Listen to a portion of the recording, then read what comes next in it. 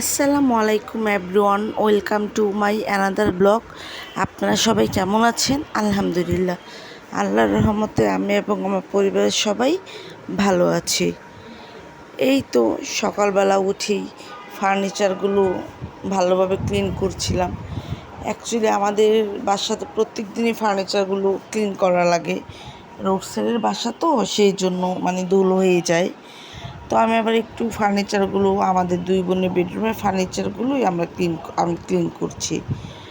তো আবার সেদিন আবার একটু ভার্সিটিতেও যাব।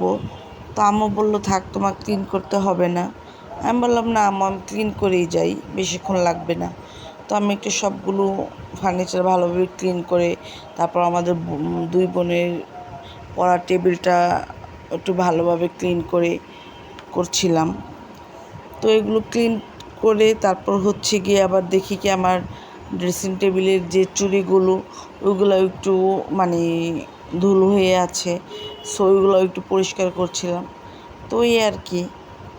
তো এগুলো পরিষ্কার করে তারপর গিয়ে আবার ভার্সিটিতে যাব, এই জন্য রওনা হচ্ছিলাম। তো আবার একটু ভার্সিটিতে গেলাম। অবশ্য আমার রেগুলার ভার্সিটিতে যাওয়া হয় না, মাঝে মাঝে যাওয়া হয়। আর আপনারা প্লিজ ভিডিওটি স্কিপ না করে পুরোপুরি দেখে একটা সুন্দর গঠনমূলক কমেন্ট করবেন। অনেকে আছে না যে একটু টেনে টেনে দেখা, তো প্লিজ এটা করবেন না। তো ভার্সিটিতে গেলাম।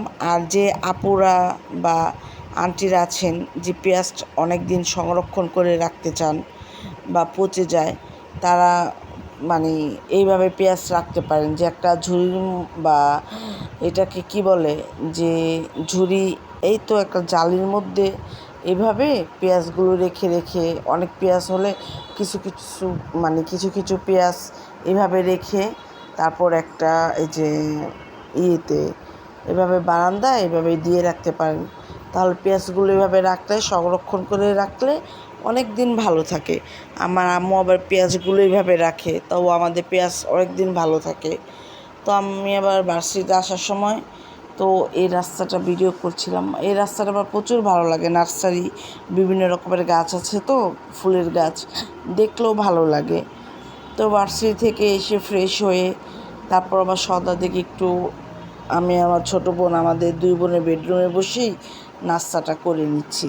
তো চা বিস্কিট, আর আমার আব্বু আম্মু গিয়ে ড্রয়িং রুমে বসে চা বিস্কিট খেয়ে দিচ্ছে।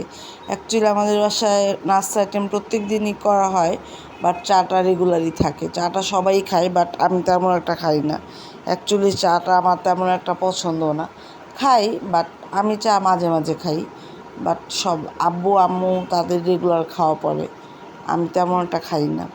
তো আবার এই দিকে রান্নাঘরে গিয়ে আম্মু ঢেঁড়স আর সালাদ কাটাকাটি করছে।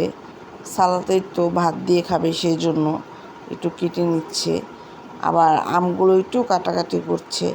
এই তো আমের আচার বানাবে, তো সেই জন্য আমগুলো একটু কাটাকাটি করছে। অবশ্য আমের দিনে আমের আচার যদি না বানানো হয় তাহলে আমি তেমন একটা আচার খাই না, বাট আমের আচারটা আমার খুব ভালো লাগে, এই জন্য।